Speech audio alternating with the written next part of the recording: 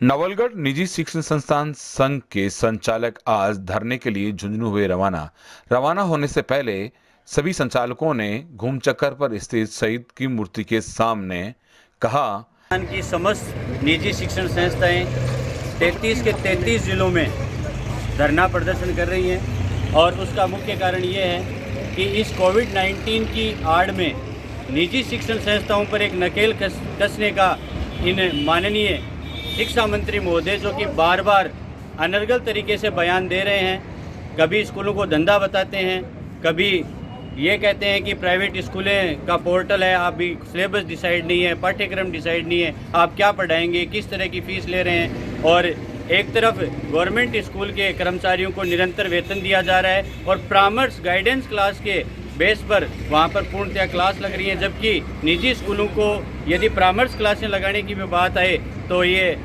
अलग अलग प्रकार के आदेश जारी कर स्कूलें बंद करवाने की जो अधिकारी हैं वो आदेश जारी करते हैं। तो बच्चों के भविष्य को मद्देनज़र रखते हुए हम ये चाहते हैं कि अब स्कूलें खोल देनी चाहिए, क्योंकि पंचायत चुनाव भी हो चुके हैं, सामने निकाय चुनाव भी आ रहे हैं और दिल्ली के अंदर जो किसान आंदोलन भी चल रहा है, क्या वहाँ पर जनसमूह नहीं है, क्या वहाँ पर कोविड नहीं है, क्या हमारी जो बच्चों का भविष्य हम संवारने का एक काम कर रहे हैं, क्या हम कोई अनर्गल काम कर रहे हैं, क्या कोई हम बच्चों का भविष्य बर्बाद करने में लगे हुए हैं, जो ये सरकार स्कूलें खोलने में कतरा रही है।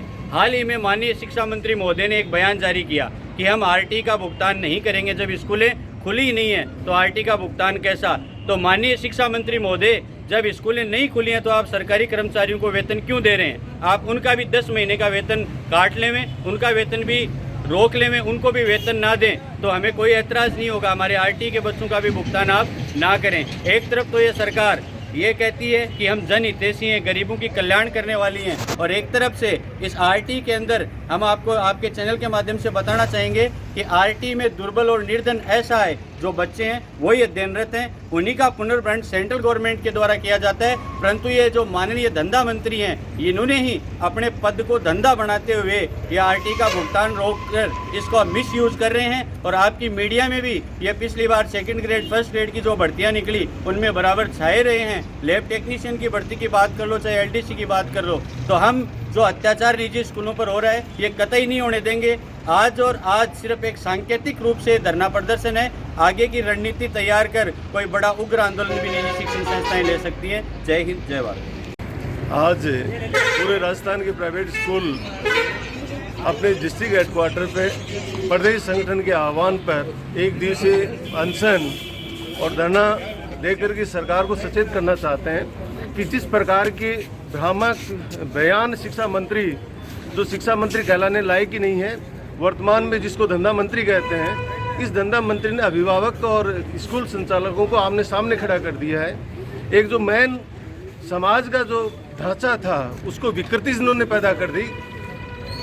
एक छोटा सा संस्था जो बच्चों को राइट टू एजुकेशन जो है, जो शिक्षा का अधिकार है, मूल अधिकार, उसमें अपने श्रम के साथ बच्चों को बढ़ा रहा था। आज 10 महीने हो गए, हजारों की संख्या में लगभग 50,000 स्कूलें बंद पड़ी हैं, 12 लाख टीचिंग स्टाफ बेरोजगार है, 4 लाख नॉन टीचिंग स्टाफ बेरोजगार है।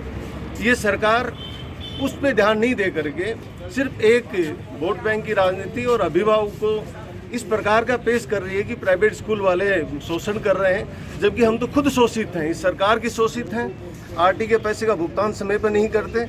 आज की स्थिति में पोर्टल, जो पीएसपी पोर्टल है प्राइवेट स्कूल का, वो बंद कर दिया गया। गवर्नमेंट स्कूल का पोर्टल चालू है, बैकडेट में एडमिशन हो रहे हैं। सरकार ने अभी तक अखबारों में ये विज्ञापन छपवा रही है कि भाई 5वीं की बोर्ड एग्जाम होगी, 8वीं की होगी, 10वीं 12वीं की होगी। आज तक कोई ऐसी प्रक्रिया शुरू नहीं की कि 5वीं और 8वीं का सिलेबस क्या होगा, एग्ज़ाम कब होंगी, फार्म कब भरवाए जाएंगे। तो आज इस सरकार को सचेत करने के लिए कि आप समय है, अब भी सुधर जाओ।